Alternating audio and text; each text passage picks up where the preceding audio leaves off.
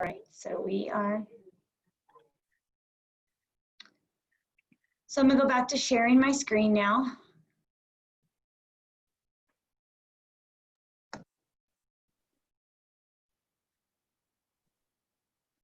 Sorry, guys. See, my first tech mess up of the day. I had to click all those. Okay, so just a little housekeeping. So the session will be recorded. Erin's marking you down as you enter the session. So if you do get kicked out, she'll let you back in. After 20 minutes, we're not gonna let any new participants in.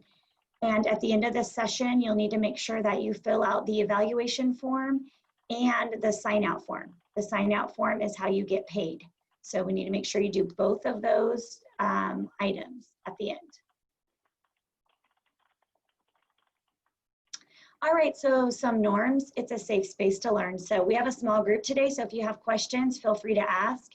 Technology ready. Also, if you're a person who likes to take notes on pencil and paper, that would be a good idea to have that, or open a notes document on your computer so you can write down some important information. Openness to figure out what works. So this is new to all of us, so we can work together and figure out the best way to make all of this work. Engage and participate fully. So just remember, be a participant that you would want your students to be when they start Zooming with you. You are muted upon entry, so if you want to say something, unmute yourself, or you can use the chat feature. And then at the end, complete the evaluation and the sign out. You can see the picture of the parking lot at the top. That is linked to a digital parking lot. There probably are many questions that you have, and I probably have some of the same questions, things that I don't know the answer to. So if that's a question that's asked, we may just respond with, hey, put that in the parking lot. I do want to call out one thing that has been put in the parking lot several times already. It's a question at every session. So instead of you guys all having to type it, I'm just going to put it out there. Materials. So the big question is, what will the students have? Will they have a chance to come pick up materials? What's happening with that? And the answer is we don't know yet. We should know soon. For the lessons that are going to be presented today, the read alouds, we had one copy of the novel. So with a read aloud, the idea is that only the teacher can see the text. So we had one copy of that. For our shared reading, we really didn't have a whole lot of materials, but all of Benchmark is available digitally. Achieve articles, we just took snippies. So we really didn't have a lot of materials for that either. And everything, the students won't have a copy of it. It'll just be projected on the screen. So that'll answer those couple of questions. But as far as materials, hopefully we'll have that answer to you soon, but it's already in the parking lot multiple times. And again, that parking lot link will be in the chat room for you. Okay, so we are going to hear a short message from Mr. Lukey, our Deputy Superintendent.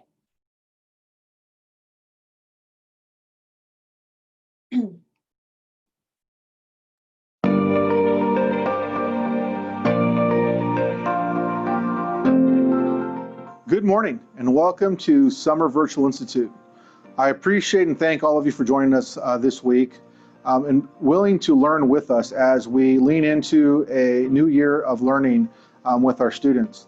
This is not the instructional program that we had hoped to accomplish this year in terms of our students starting the year in a virtual format. But I believe that together we will build a strong instructional program to support the students of our district. So I want to speak a little bit about the importance of this week's learning with respect to our instructional program and emphasize a couple of key points for us before we start today. First and foremost, I'd like to emphasize the importance of understanding what the state is requiring of school districts this year, and that there are a set number of instructional minutes that we must adhere to.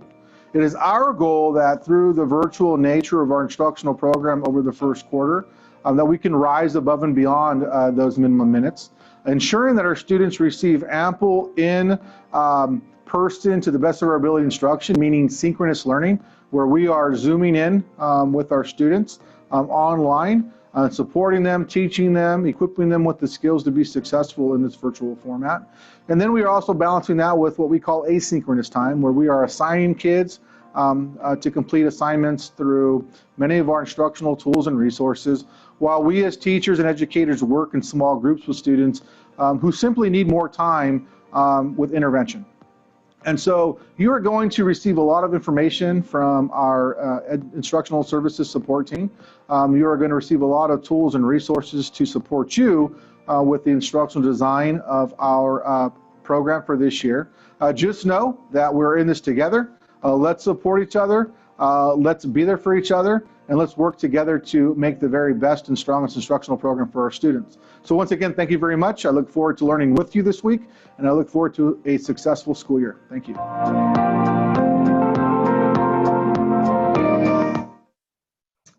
All right. So these are our BCSD core priorities. So we have a culture of collective efficacy. I think it's more important than ever that we work together and build each other up. A culture of teaching and learning. We're going to be doing a lot of learning, right? A lot of new learning. A culture of student-centered schools, and a culture of access and inclusion for all students. So our students are going to have tons of needs, as they always do with SEL, and some learning loss. So just remembering to provide support for all learners. So for today's learning, so as you'll see some of the wording today and some of the lessons that were planned out, we didn't know which context we were going to be going back in when we were making this stuff. So hybrid was still on the table, virtual was on the table. We pretty much knew traditional was out. So you'll see that some of them refer to like any context, or with students, or with other classmates. So you're going to see both, just because we didn't know we were virtual yet. So we will learn how to support learning through a balanced literacy framework in any context. And we will know we are successful when we understand essential learning for our students, and we can create resources to support that learning. So let me give you a little background as to how this summer work was done. So we had work teams, one per every grade level, and our work teams consisted of teachers, coaches, apples, some vice principals. And we formed these teams because, number one, we knew there was going to be learning loss. So the students, we always have some learning loss during the summer, but on top of that, we had a few less months of school. Also, we needed to narrow the learning. We knew that we couldn't just go back and just spend all of our time reteaching what they learned in the previous grade, because then they fall behind this year on the new learning. And we knew that we needed some resources, right? Just to get you guys started, to get an idea, what can some of this look like? So that was the purpose behind forming the work teams. I will say that they gave up a lot of their summer to work on these resources. There was a lot of time, a lot of energy put into it, and again, we are very thankful. So if you know anyone that worked on a work team, show them some love. Erin was on our work team. Show her some love, Russ. Okay, so before we start, we're going to do just a little overview of balanced literacy. So most of you have probably seen this before. So the idea is read alouds are heavy teacher support with student participation also, but it's the teacher carrying the load of the print and the think alouds and the modeling. And then it gradually moves to independent reading, with the majority being the student, with a little amount of teacher support. So today, as we look at our lessons, we will be providing some resources for read alouds and shared reading. We will also be providing writing and word work in the form of grammar, because this is the reading part of balanced literacy, but we have two more that are writing and word work. We will be giving you some resources for independent reading, but they're not lessons, but resources for conferencing. Today we won't be addressing guided reading.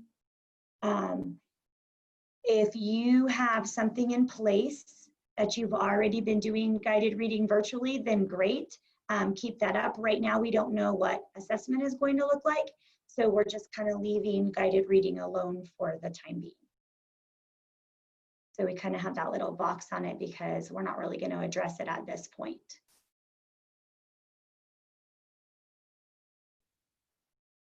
Sorry, I have third and fourth together, so if I accidentally click on third, just give me a heads up. So before I talk about this document, I want you, this is just the first page, I want you to take a look and I just want you to jot down, what do you notice, what do you wonder? And if you want to throw something in the chat, throw something in the chat. I'll give you about 2 minutes to do so.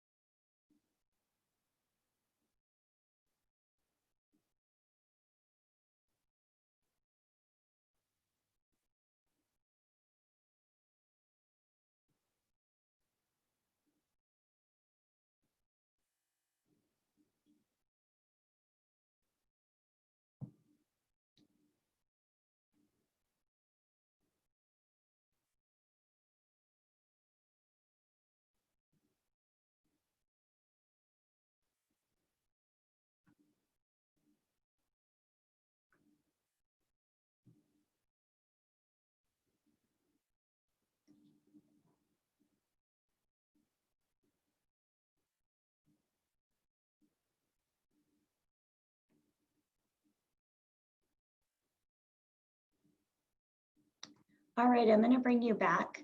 I'm just going to talk about what is actually on the document, and then I'll get into why and how it was created. So you're going to see the dates, and hopefully I'll address your notices and wonders. I was looking in the chat to make sure I incorporated into this. So you'll notice the dates, and you'll notice this is a 3-week chunk of time. The reason why we started it August 17th is because the first 3 days of instruction for BCSD for the last couple of years have been SEL days. So we don't start really digging into our units until the 17th.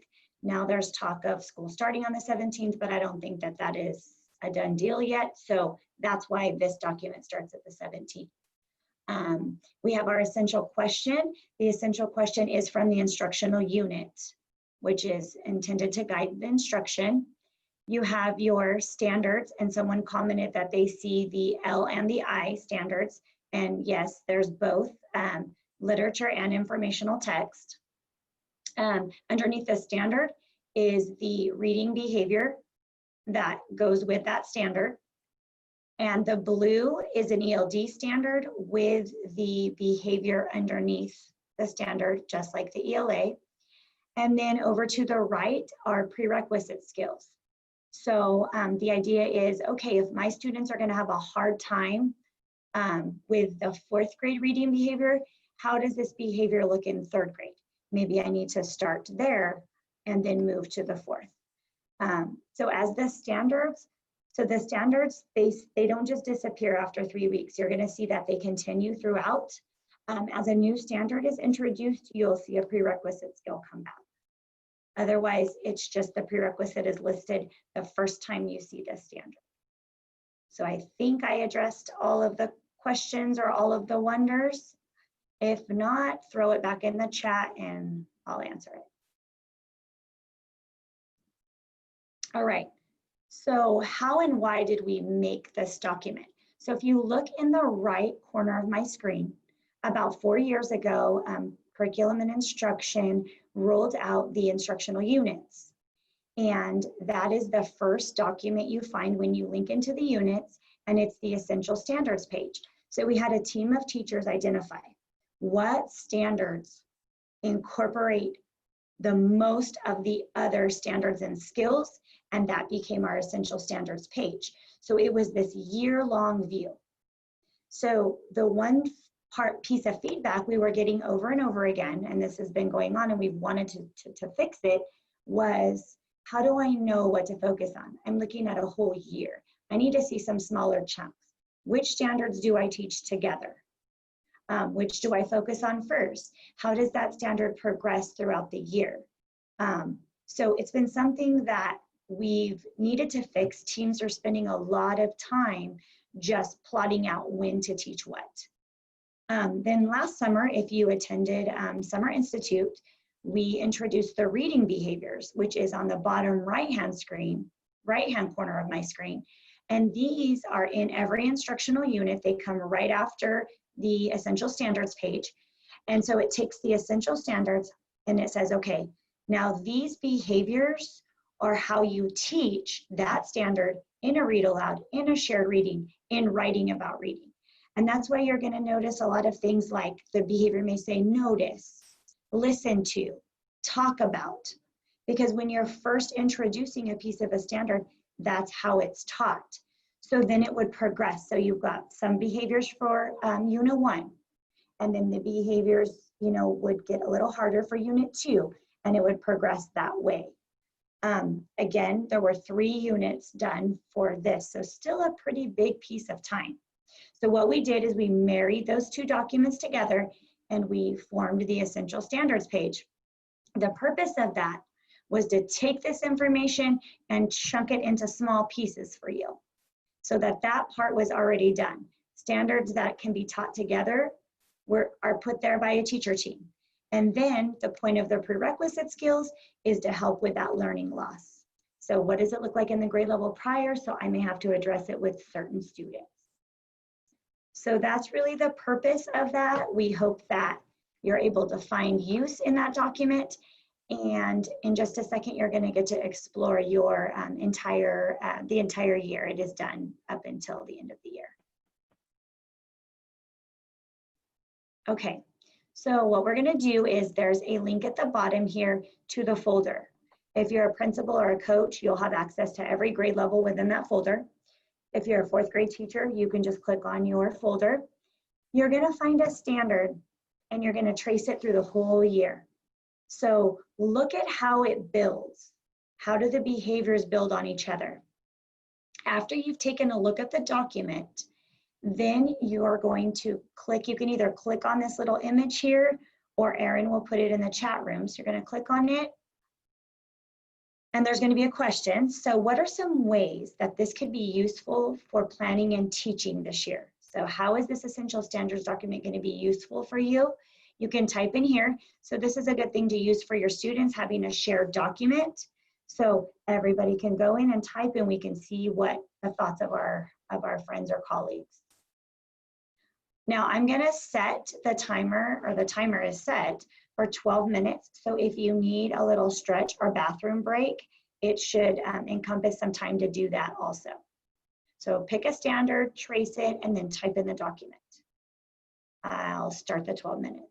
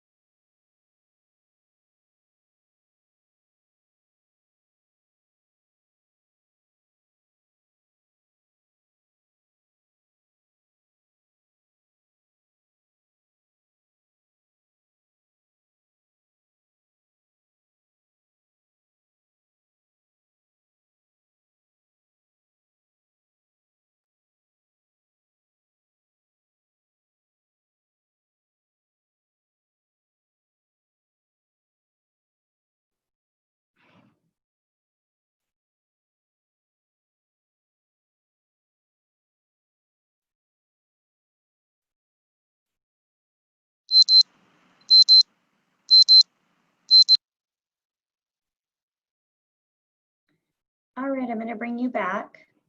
Uh-oh. Make sure that's paused. So I was glad to see that you guys can see benefits in using that for planning. There were many comments about the prerequisite skills, so hopefully that helps with students who are a little behind on that standard or with some of the learning loss. These essential standards will be, as of right now, they're just linked. The document is linked in the unit. They will most likely, this document will most likely replace the reading behaviors document eventually in the unit because they're chunked. So really, we don't need the old document anymore. All right. Let's click one more time here. Sorry, guys. Chrissy, there's a question in the chat. What's the difference between hear and talk about nonfiction text versus experience for RI-10? So experience would be they're just getting exposed to the text, right? So they're seeing different kinds of text. And the second one was what? Notice and what? I guess I can look at the question. Hear and talk about nonfiction text versus experience. Okay, so experience is just that. They're getting exposed to it. Listen and talk about it is they're discussing it. So it kind of starts out with the fact that they should experience it. So they should be exposed to different types of text. And then the listening and talking is we're having a discussion about it. Hopefully I answered your question. And then just check the question below that. I'm not exactly sure. So this is the curriculum website, not the tech ed, correct? Okay, so let me know, Amber, if I don't answer this. So the instructional units live on the curriculum website. The lessons you will see live on the EdTech website.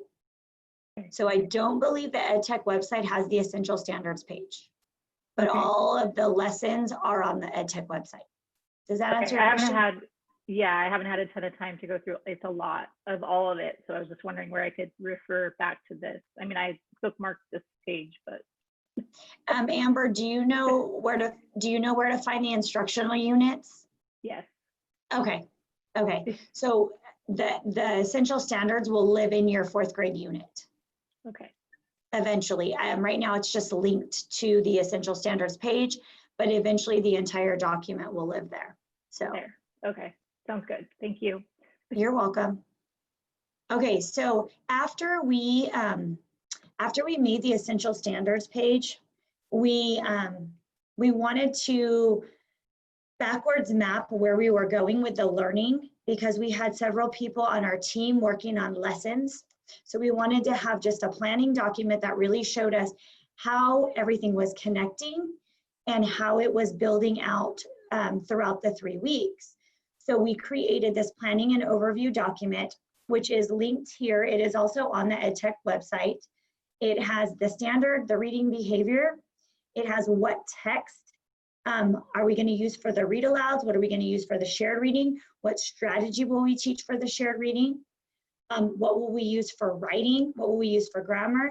And kind of like looking to see how that's all connected. So as we built these lessons, we wanted, of course, we know that the read aloud and the shared, they're connected within the unit. Or if it's a benchmark text, it's connected with the novel for the read aloud. But we wanted our grammar and our writing to be connected and our writing to be connected to our content and our read aloud and our shared reading. This document is just an example. We are not saying that you have to use this or you have to do anything with it. It's just an idea to help you. If you want to use it, make a copy, use it, make it your own, whatever you want to do, but it is not some requirement that we're putting out there. It's just a way that helped us to really backwards map and know where we were going.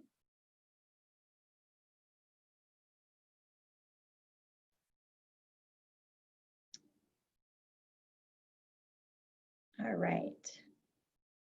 I'm thinking, Erin, let's see, hold on a second. I need to look really quick. Okay, I feel like some slides got moved, but maybe not. All right, so we are going to start taking a look at some of these lessons. So after we created that essential standards document and we created that overview, then we made a lesson plan. So I'm going to click here on the 4th grade lesson plan. Now, these are all on the EdTech website that we'll look at in a moment. So you don't have to worry about links for this right now. You will have access to all of it. So this lesson plan was created to give you an overview of the lesson. So let's say you're looking for a shared reading to do with your class. You don't have to go in and look at 20 slides or watch a 20-minute video to figure out, oh, you know what, that's not really a focus I'm looking for my students. You can look at this lesson plan, read through it and say, okay, you know what, this is something I want to focus on. I'm going to go ahead and look at the resources for this lesson. So I chose to focus on a shared reading lesson today because I feel like shared reading is probably the most misunderstood, especially in the upper grades. A lot of times we think of it as students on the rug with a big book, but it can be so beneficial for our upper grade students as well. So this lesson is going to be an Achieve article. It is going to be focusing on the standard RF4C, which is a reading fluency standard, and it's being able to use context to self-correct and reread as necessary. So the reading behavior is we're going to use a flexible range of strategies to access different sources of information. So what it is it's really teaching the students that they need to use the meaning, the structure, and the visual when figuring out an unknown word. So the lesson will be around a strategy called covered words. So you cover the words, it forces the students to use what looks right and what makes sense to figure out the words. So the end goal is that we are paying attention to meaning. So not sure if anybody has struggling readers in their class, but most of the time the reason they struggle is because they have an imbalance of print and meaning. A lot of times we rely too heavily on print, so then it affects our ability to read and to make sense of what we're reading. So you've got your learning intention there. You have your success criteria. Linked in the lesson plans will be the slides that go with the lesson. Some of them have videos, some of them don't. It just depends on the lesson. There's a takeaway question to ask at the end, or any questions that are embedded within the lesson. You'll notice in our read aloud and our shared reading, the goal is to have open-ended questions there. What do we want the students to do? We want the students to watch the video and actively participate with the teacher and classmates. And then how can we check for understanding? So there's a couple options there. We can listen and observe the students. We can, at a different time, listen to them read independently and see if they're applying both the print and the meaning when they're coming to words that they don't know. And then you could also have your students submit that takeaway question in the form of writing through Google Classroom to see how well they're understanding the text. So those are just a couple of ideas for the check for understanding. An extension to this is you could choose to read this passage as the shared reading for this lesson. You could revisit it again for a different purpose, and then you could assign the 5-step lesson in Achieve where the students have the passage at their own level. So this passage was set to be a little above a 4th grade level because shared reading is a little above the average reading level of students in your class. So again, this lesson plan was created as an overview. It is not that we're suggesting that you write this lesson plan for every lesson that you do. It just gives you a quick glance to see what this lesson is about. So those will be for every lesson that is in the resources. Also, just remember that this RF4C, it doesn't stay around very long in 4th grade, because the idea is that our students should catch on to this reading process pretty quickly and then move past. So I believe it's in like the first 3 or 4 weeks, and then it drops off.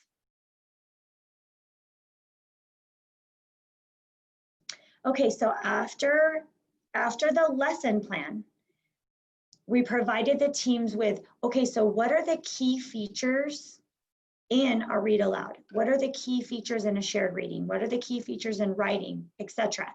That document is linked. We're not going to visit it right now because I have the key features here for a shared reading. So these are the things that we took into account when creating these lessons. We wanted to make sure there was some strategy instruction there, explicit, because shared reading is when students learn strategies and then they're able to apply it during guided and independent. There needs to be a focus on both print and meaning. Okay, we don't want to focus too much on print. We don't want to focus on too much on meaning, then we create an imbalance. Think alouds and modeling, open-ended questions, and of course, encouraging students to use these strategies during independent reading.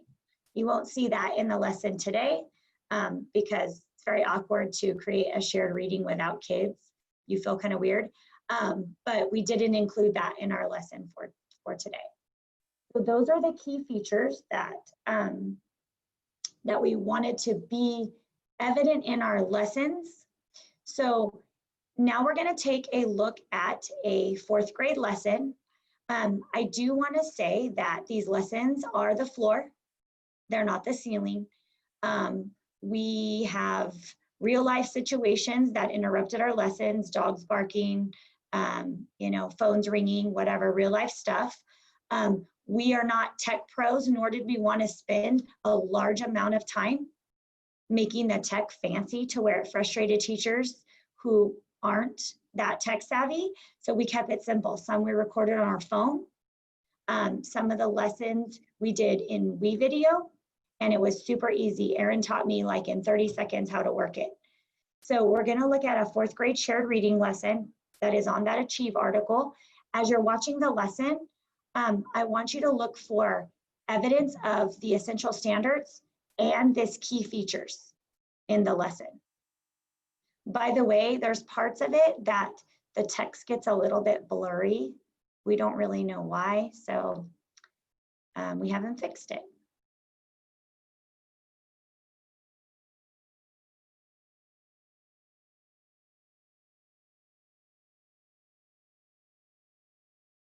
Hey boys and girls, today we are going to be practicing solving some unknown words using some clues from the text. Now the 3 things we're going to be using are meaning, visual, and structure. And let me tell you just briefly what each of those are. As good readers read, they're always thinking about the meaning of the text and they ask themselves, does this make sense as I'm reading?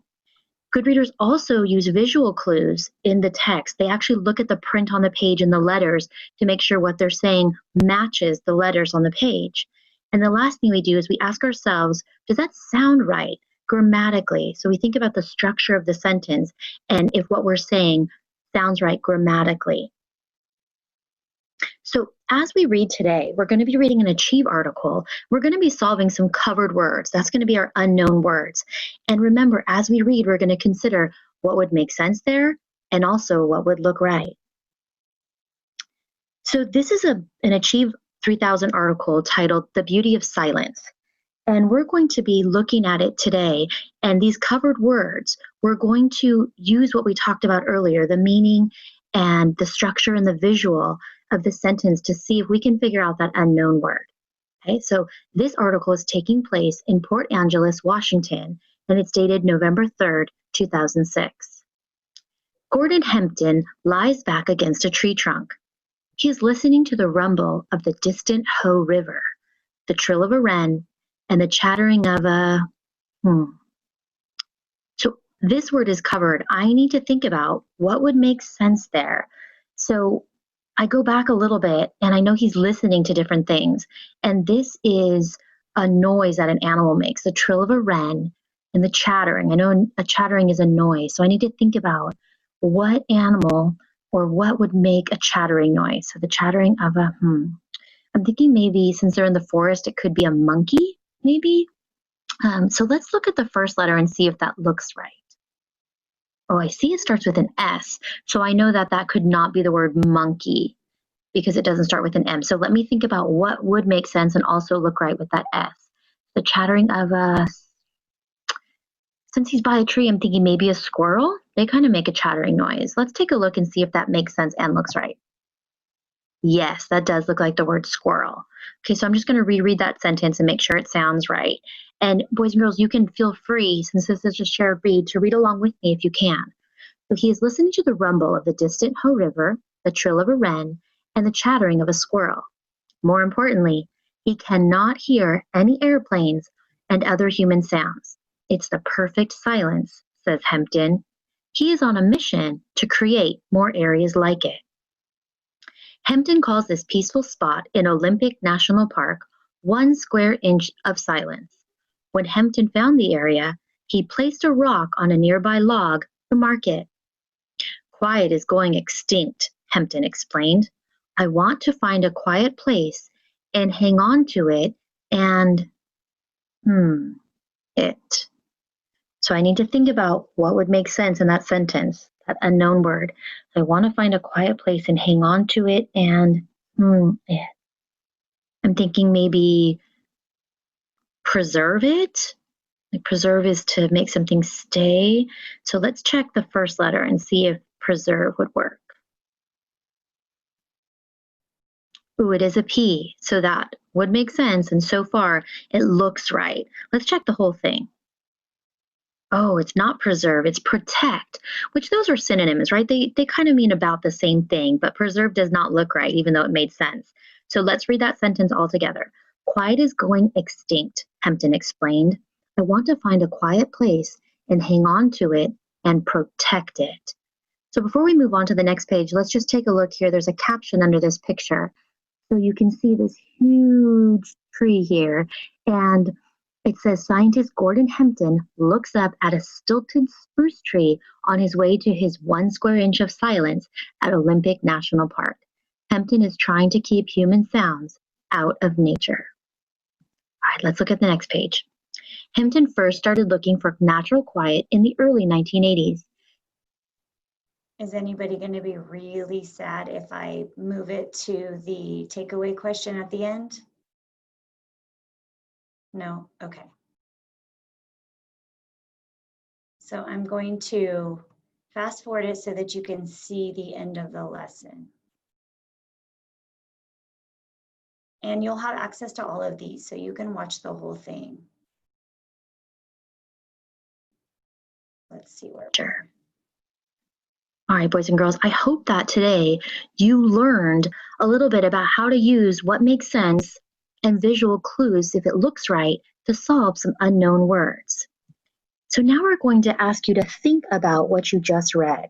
And I'm going to have a question I want you to think about here. Why do you think that it is important to preserve natural silence?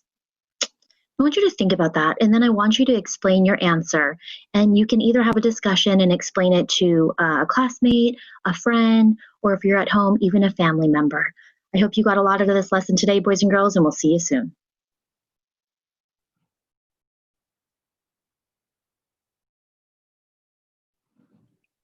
So Was that a screenshot of Achieve 3000 placed into WeVideo? Was that what happened? yes, so we took snippies of the Achieve article and then we put them into slides. And then once the slides were created, then we just did like that voiceover on WeVideo. Right. Okay. All right. I'm just trying to wrap my head around how I'm gonna make it happen. Right. And then Erin can tell you, Erin put the text boxes over the words so she can kind of tell you like the process for that. Yeah, I just put a text box over and filled it. And for this particular one, I did 2 because I was gonna make one fly away to show just the first letter because I wanted them to see if what they're saying matched the first letter. So I just did animation. I added animation to both text boxes, made one fly away and just show the bottom. So I had one text box underneath covering everything but that first word. And then when I wanted to check the whole thing, I put it to click, to go to the side on a click when I animated it. So then the other one went off, because when you're in present mode, you can't manipulate it. So I had to make it fly off on clicks. All right, thank you. And if you're not in present mode on WeVideo, then the screen is pretty small. So when you're doing a shared reading, it's kind of difficult. And I will say that some people on our team, they are fine with planning lessons, but not everybody wants to record themselves. They don't want to hear their voice, or they don't want people to see their face, which I feel kind of the same way. It's torture to have to listen to yourself or play it for 50 people. So Erin and I pretty much did a lot of the recording, even though we may not have been the one who planned the lesson. So Erin just doesn't have a choice. She's been my friend for too long, so she gets forced into stuff.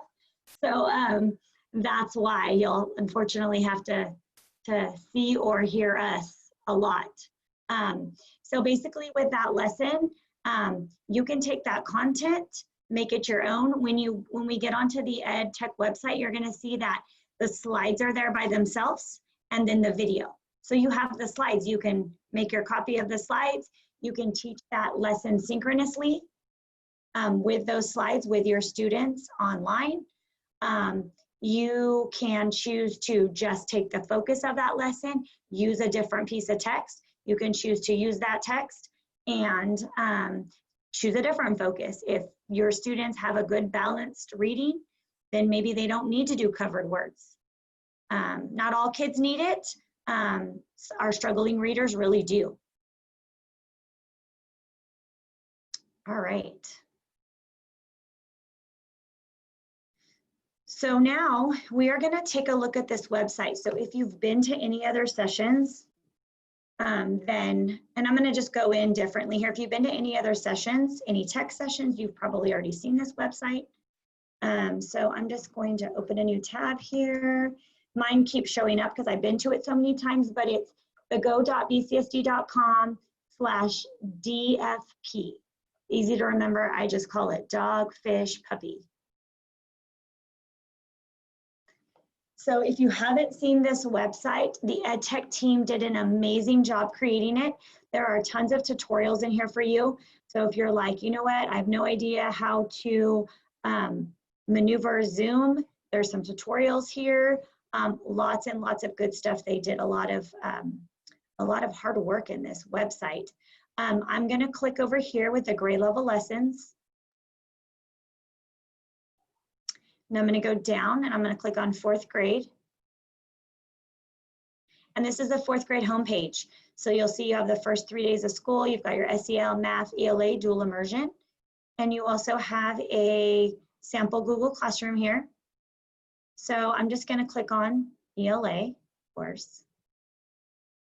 And then up here on the top, you have 4 weeks. And then you'll see the planning document that I showed you earlier. It's here for the full 3 weeks of planning. So you can look at how everything progresses at a bird's eye view, I guess you could say. I don't know if that's the correct term. So if I click here on week 1, you will see that here are the lesson plans for the read aloud, slides, videos. The shared reading that you just saw is here. Writing. Now week 1 for 4th grade does not have a grammar lesson because we put the 5-step achieve in for the grammar for week 1. So when we start exploring for grammar, you'll need to start with week 2. This is the structure for the lessons. There's 3 read alouds, 1 shared, 1 writing, and 1 grammar for each week. We didn't put more read alouds because we think that's more important. They're all equally important, but being that we are doing a novel, Island of the Blue Dolphins, if we just do 1 read aloud a week, we will never get through the novel. Some of them are short, some of them are multiple chapters, so it just depends on, try not to make them too long in length. So that's the structure for that. So I am going to give you guys some time to explore the web page.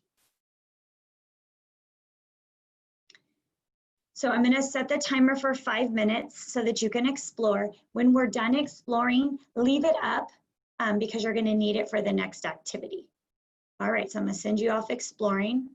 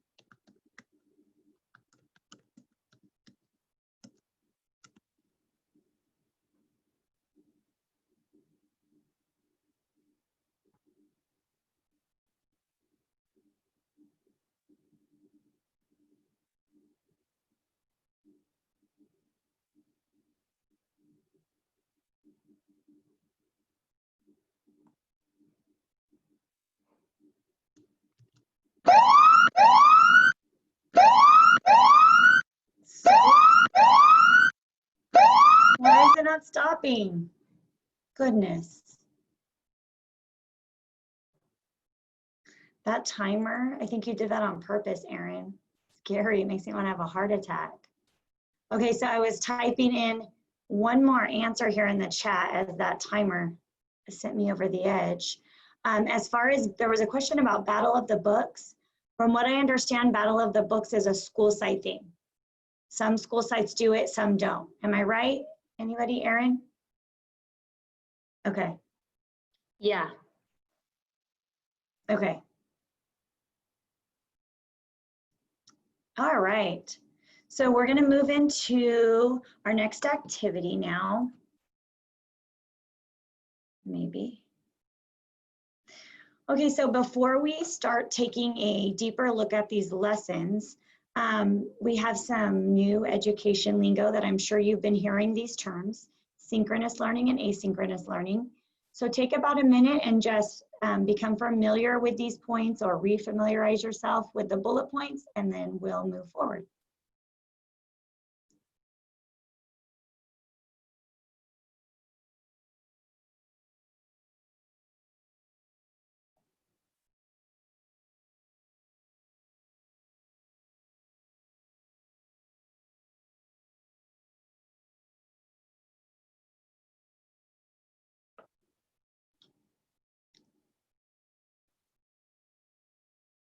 All right.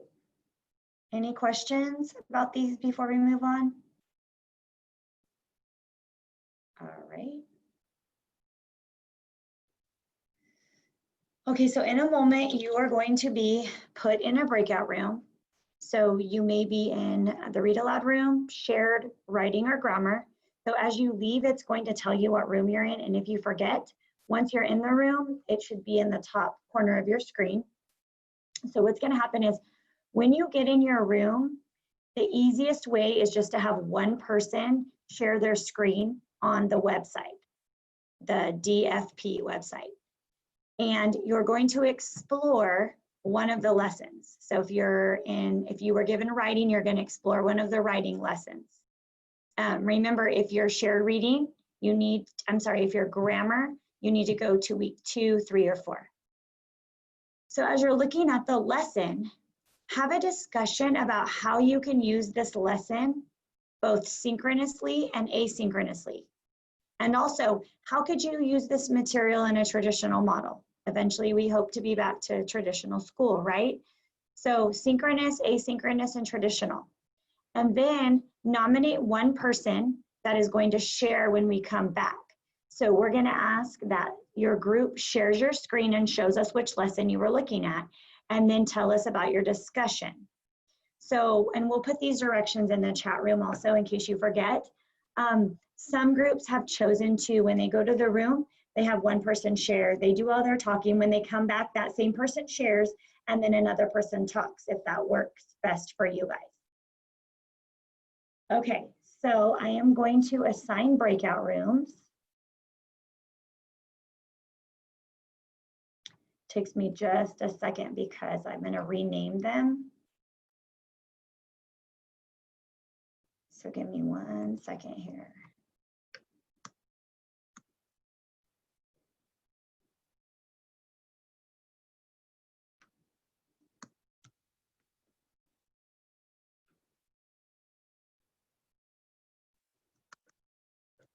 You will have 10 minutes in your breakout room, and then it'll give you a warning when it's going to close.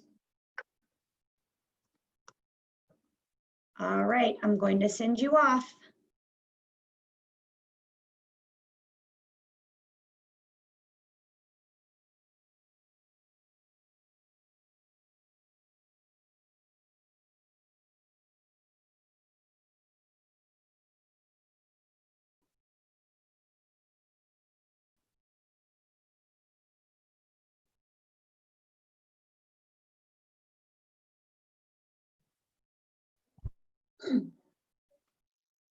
Do you hear that?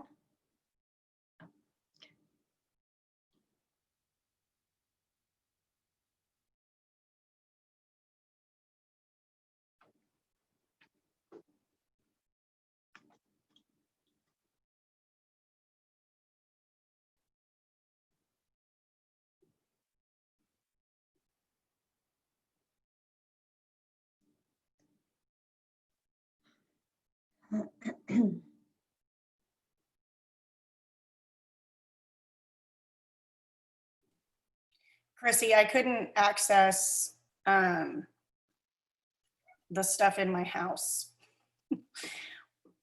Oh, When how I is all? when I Your clicked on my house. house and I went into the read aloud, links or whatever that were there, it kept saying I didn't have access. It's because some of that stuff is set to anyone with BCSD can access. Mhm. And some of it at the end, someone pointed out, oh, there's going to be new teachers, so you should set it with anyone with the link. So what I need to find out is if I change it on my end and if it'll automatically change it on the website. That's what I need to find out. See, because I don't want to change it on my end. You don't want it to where anybody can get in there, probably, right? Yeah, but I can put anyone with the link because we're going to be training new teachers next week anyways, and I think that I need to change that. So I'll try to figure that out Okay. today. You. Well, by next week, we're You supposed guys to. will have. Oh Yeah. yeah, by the 4th, huh? Yeah. Okay. It's just difficult and frustrating this week just because I can't access a lot of stuff. Right. Thank All you. right. So I am going to make sure that you guys can share your screen. And I'm going to stop sharing my screen. All right, so we are going to start with the read aloud.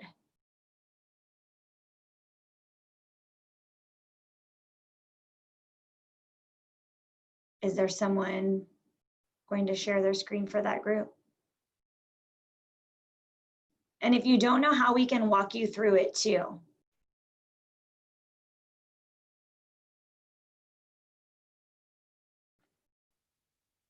Anyone? Sandra, do you want to do it? Since you had access there. Sandra, do you know how to share your screen? I don't have the presentation on my Zoom meeting. My Zoom is on my phone and I'm following along on my laptop. Okay. Yeah, I wasn't able to access it as well. I can't share. Okay, do you guys know which lesson you looked at? We were told number 1, I guess. Read aloud, And so we looked at read aloud and, oops. Okay. And we saw lots of links to information to help us in teaching virtually, and some documents that could be filled in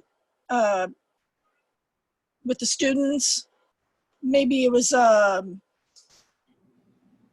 like progress monitoring or something, and conference questions.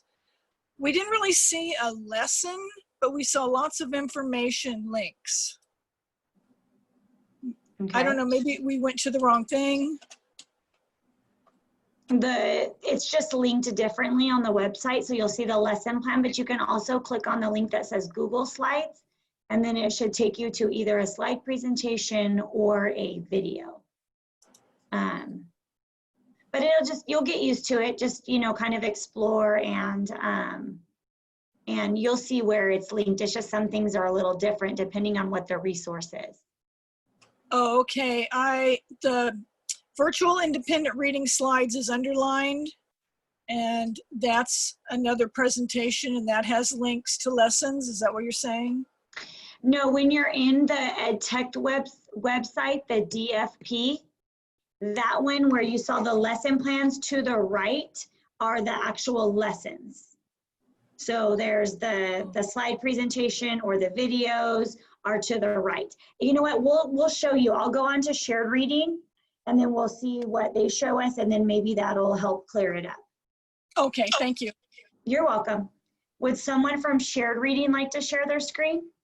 Hi, I'm Ariel. I'm a teacher at Franklin, and I am using my desktop to pull up the lessons. So I'm going to flip my phone around here. Yay.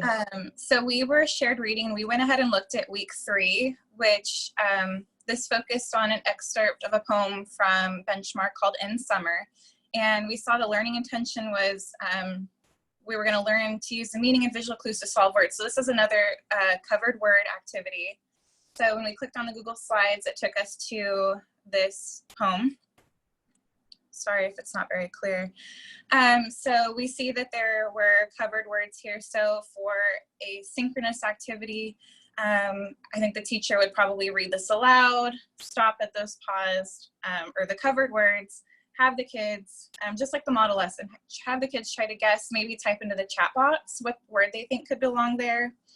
And then we thought for maybe an asynchronous activity or before or after this lesson, maybe doing a Jamboard with super simple sentences such as, and I think maybe do this before we do this poetry activity. I would do a Jamboard with super simple sentences, something like, I had blank for breakfast. And that middle word would be covered up, and let them maybe post a sticky of what word they think could belong there. That could also be a breakout activity. Maybe the students are working on a Google Slides and they come up with sentences together, working on that same covered word activity, just to try to give them a little extra practice, and then maybe take it to something more complex like a poem. Sorry, I think I was kind of all over the place.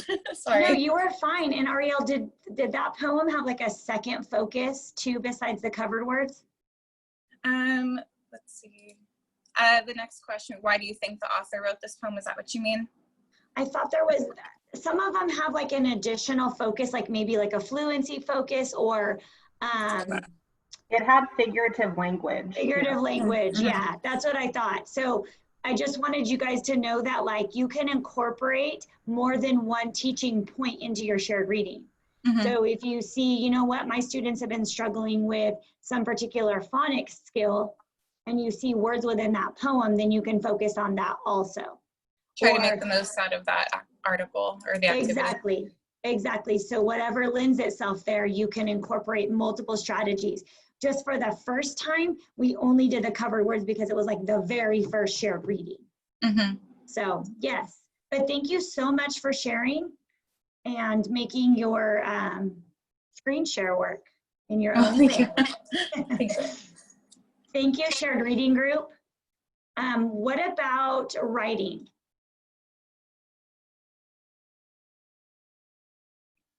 We didn't really choose a person, so I'll just go. Thank you. Let me.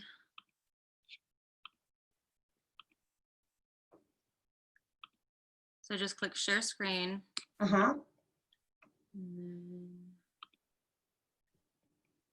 We see it.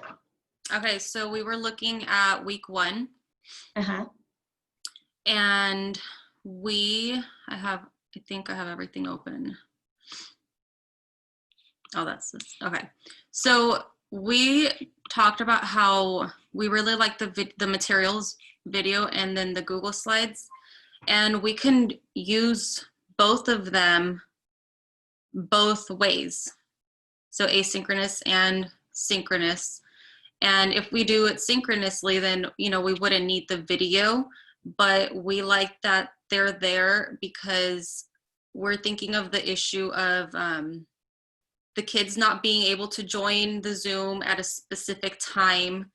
That's the issue that I've been having. I've been doing the migrant summer school, and that's been the #1 issue is I set a time and we can't do it because, you know, like we talked about, there's people going to grandma's. We talked about our group.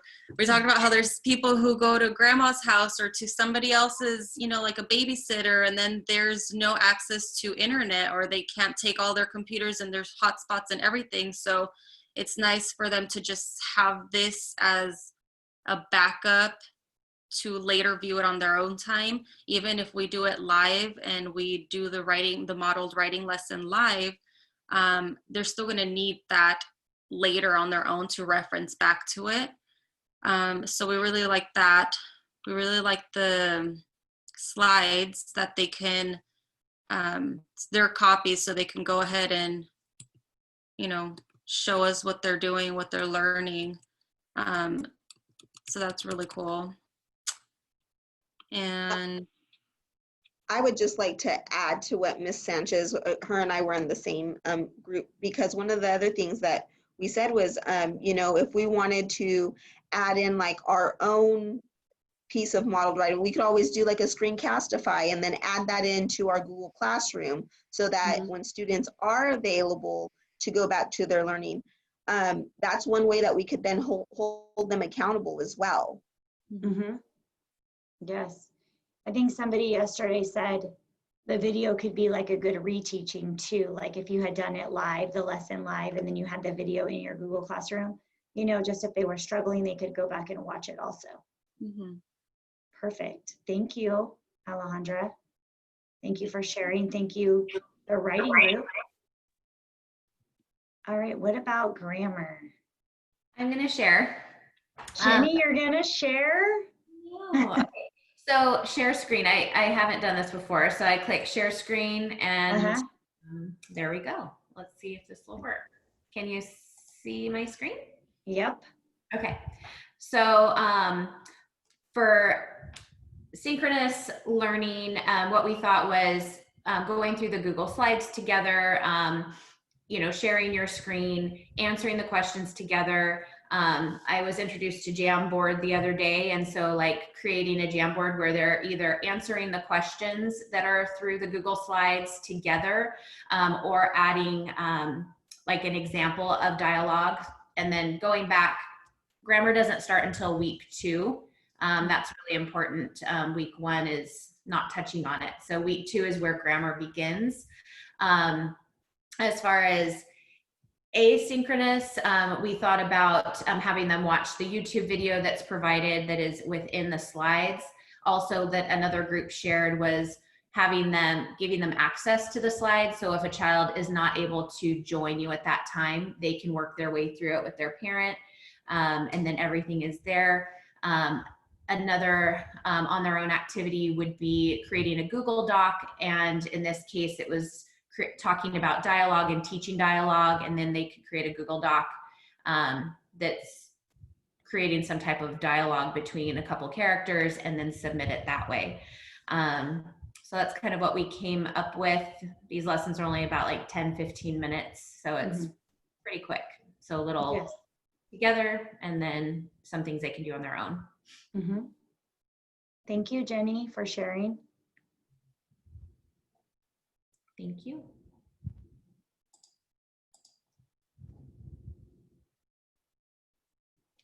All right, so just remember that you can take the lessons and make them a resource, whatever fits your needs.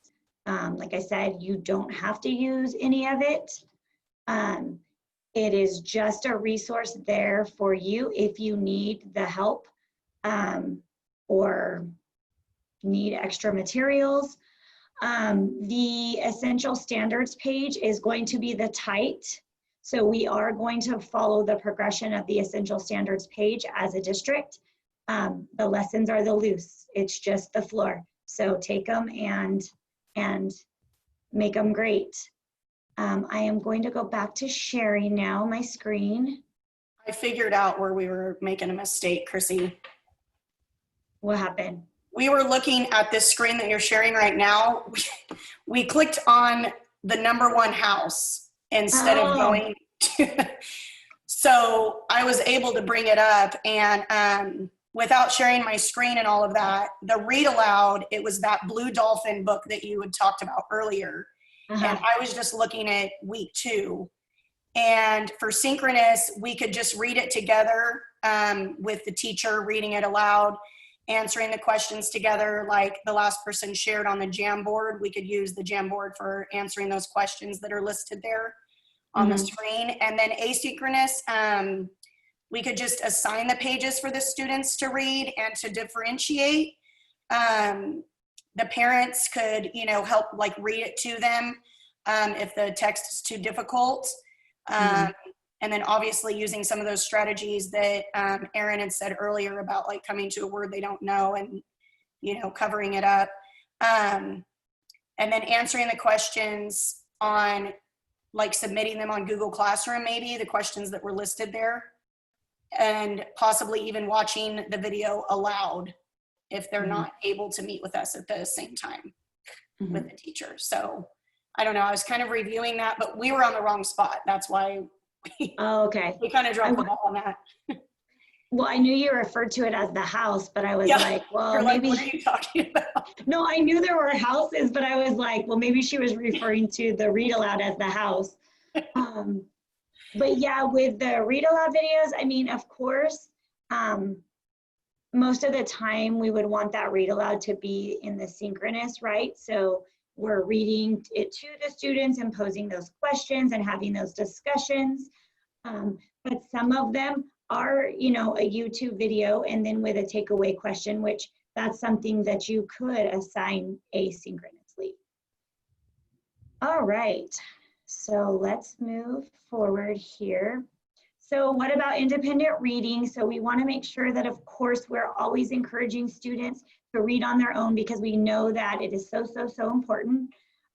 We're building that culture of literacy in our virtual classroom.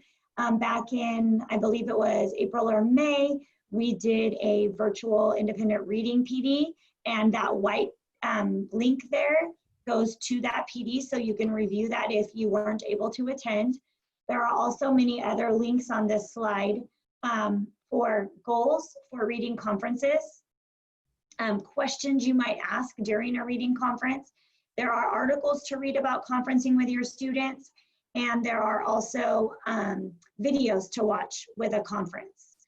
And so you know, the thing with independent reading conferences that makes it a little bit more doable than guided reading when you're in that virtual setting is you can talk about any book that they're reading. And the conferences don't have to be one-on-one. Since you're virtual in the classroom, yes, they would be one-on-one. Since you're virtual, you could pull a couple groups aside. So there was a coach in my session yesterday and she was telling me, she goes, you know, if I was gonna do, you know, this virtual reading conferences, she goes, I would just assign every student to their own breakout room except the 3 that I was working with. So the 3 students would be on my Zoom and everyone else would be in their own breakout room. So all they would see is their picture and they could read independently. But when you're in a breakout room, if you need help, you can ask a question and it pops up on the host question, or you can pop into that room. So that's one way. And then there's lots of people that have other ideas about how to do small group, but that would be one way, because if they're reading independently, it's okay for them to be in their own breakout room, right? We're just gonna hope that they're reading independently. All right, so all of those are linked there for you. And we just have one more quick piece and then I'm gonna get you guys out of here. And Erin has another session, so she's gonna have to take off soon. So before she leaves, she'll be putting the sign out and the evaluation link in the chat room. If you look here, the schedule to the right was the proposed schedule that was shown at the town hall. So if you were there, you probably have seen this before. I don't have a lot of answers about the schedule, but you can see that there are times, there are subjects, and this is a synchronous time, this is asynchronous and synchronous. If you click on that link, it'll prompt you to make a copy, and it basically is the same schedule in the form of a table. So it leaves room for you to kind of take notes here. So I know that as we're going through these lessons, you're probably thinking like, oh, I can incorporate these read aloud lessons at this time. So it just gives you like a note-taking page. So if you want, as soon as we're done, we'll be done a little bit early, you can go in and kind of type some notes in there on the document, not this one, but the link.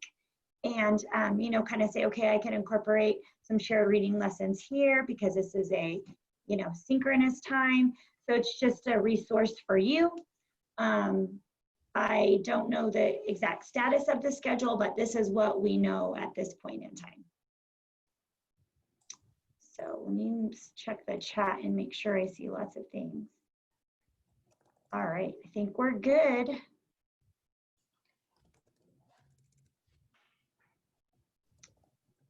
All right, so on the last slide, we have basically all the links we presented for you today with the evaluation and the sign out. The sign out is how you get paid. And after you fill out those 2 things, I am back in the office. So if you have questions, you can email me, you can call me. After you are done with those, you are free to go. Thank you so much for joining. We really appreciate your time, and good luck on your start of a very different year. Mhm.